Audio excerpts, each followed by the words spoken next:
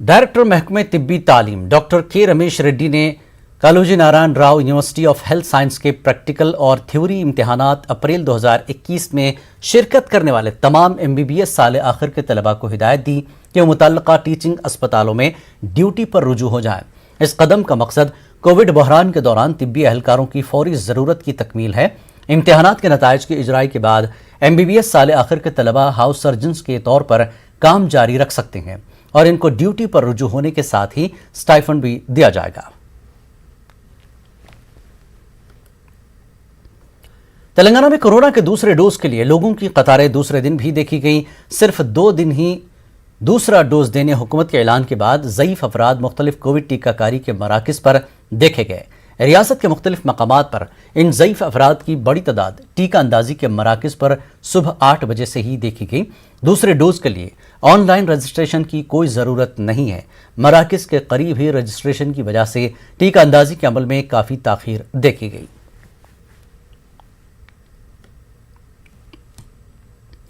Jamaat Islami Hind greater Hyderabad نے حیدرآباد کے علاقے پہاڑی شریف میں واقع جامعہ دارالہدیٰ کے کیمپس میں آکسیجن تھراپی سینٹر کا آغاز کیا ہے۔ 50 بستروں پر مشتمل کووڈ-19 کے متاثرین کو ابتدائی علاج کی سہولت فراہم کی جائے گی۔ اس تقریب میں تلنگانہ کی وزیر تعلیم پی سبیتا اندرا ریڈی، عثمانی اسپتال کے superintendent doctor B Nagender, doctor Abdul Khabeer Siddiqui, doctor Talha Fayazuddin, صدر SIO تلنگانہ اعظم صدر PSF نے شرکت کی۔ سبیتا اندرا ریڈی نے کووڈ آکسیجن تھراپی سینٹر کے قیام پر منتظمین کو مبارکباد دی۔ حامد محمد خان نے بتایا کہ اس سینٹر پر ایسے مریضوں کا آکسیجن تھراپی کے ذریعے علاج کیا جائے گا جو آکسیجن کی کمی کی وجہ سے متاثر ہیں۔ 50 bedded Covid centre for oxygen therapy ہم نے یہاں پر قائم کیا ہے۔ یہاں پر آئسولیشن کے لیے بھی بیڈس ہیں، اس کے علاوہ آکسیجن کے لیے بھی بیڈس ہیں، اور اس کے علاوہ وینٹیلیٹر سے کچھ کم وہ بیڈس بھی یہاں پر اویلیبل ہیں۔ تو یہاں ابتدائی طبی امداد انشاءاللہ لوگوں کو فراہم ہوگی۔ یہاں 40 لوگوں کا اپائنٹمنٹ کیا گیا ہے، جس میں ڈاکٹرز، پیرامیڈیکل اسٹاف ہے، اس میں لیب ہے، اس میں فارمیسی ہے، اور اس میں آکسیجن کی سہولت ہے، اور فل ٹائم ڈاکٹرز ہیں۔ ساری خدمات اللہ کو راضی کرنے کے لیے، اللہ کے بندوں کی خدمت کے لیے، اللہ سے ہی اجر حاصل کرنے کی نیت اور ارادے کے ساتھ میں ہمارا سارا کیڈر، ہمارے متوسرین جماعت پورے اخلاص کے ساتھ میں ان کاموں کے اندر لگے ہوئے ہیں۔ حیدرآباد میں کالوری ٹیمپل کو کووڈ کیئر سینٹر بنایا گیا ہے۔ تلنگانہ قانون ساز کونسل کے رکن کے کویتا نے حیدرآباد میں 300 بستروں پر مشتمل کووڈ آئسولیشن سینٹر کا افتتاح کیا۔ 300 بستروں پر مشتمل اس آئسولیشن سینٹر پر 50 آکسیجن بیڈ اور 250 نارمل بیڈ مہیا کرائے گئے، جبکہ مریضوں کی دیکھ بھال کے لیے 100 افراد پر مشتمل اسٹاف بھی تعینات کیا گیا۔ یہ سہولت سماج کے پسماندہ طبقے کے افراد کے لیے ہوگی۔ یہاں کورونا مریضوں کا مفت میں علاج کرایا جائے گا۔ کویتا نے ضرورت مندوں کی مدد کے لیے آگے آنے پر انتظامیہ کی ستائش کی۔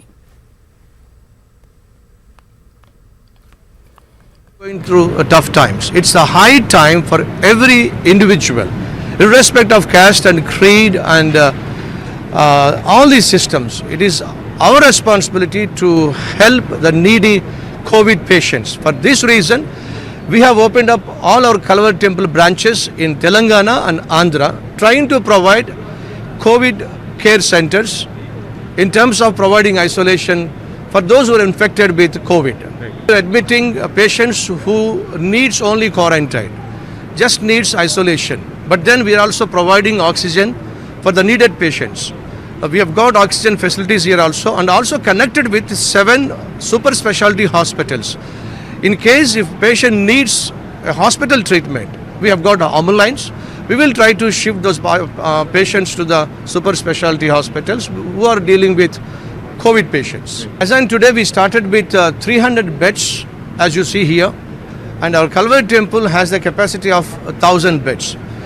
And if we are able to do justice to those who are admitted here, we are willing to go for another 500 to 700 beds within this campus. And every campus is capable enough to handle 300 to 500 beds. And we have got 8 branches which are now getting ready for these COVID care centers in Telangana and also in Andhra Pradesh. Congress leader V Hanumantha Rao نے ملک میں corona کے بڑھتے معاملوں پر تشویش کا اظہار کیا۔ انہوں نے الزام لگایا کہ حکومتیں کورونا پر کنٹرول کرنے میں ناکام ہو چکی ہیں۔ وی ایچ نے عدالتوں سے اظہار تشکر کیا، کورونا پر قابو پانے کے لیے لاک ڈاؤن نافذ کرنے کی اپیل کی۔ It has positive cases almost 4 lakhs. And last 4 days, 4,000 people was given a life. There is no control by the corona, by the government. Government is a totally failure. For that's way, I am thanking to judiciary.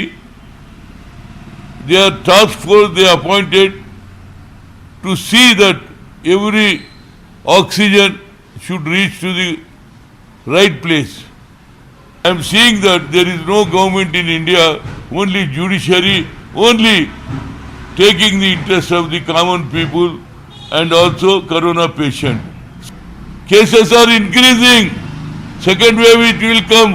Even Sujata Rao also, former health secretary also, clearly saying that it is a totally failure.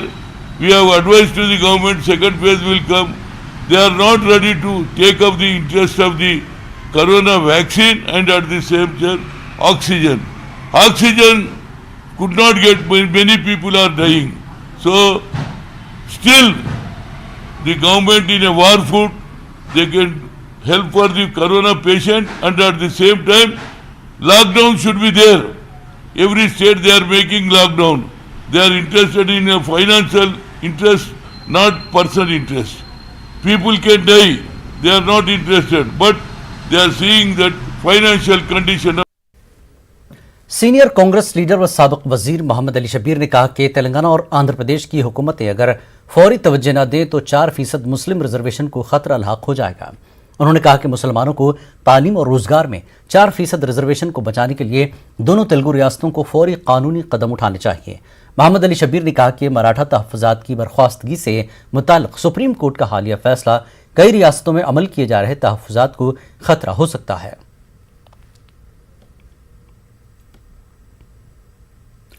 امام صدر اسدالدین اویسی نے عید کے موقع پر مسلمانوں سے corona guide lines پر عمل کرنے کی اپیل کی۔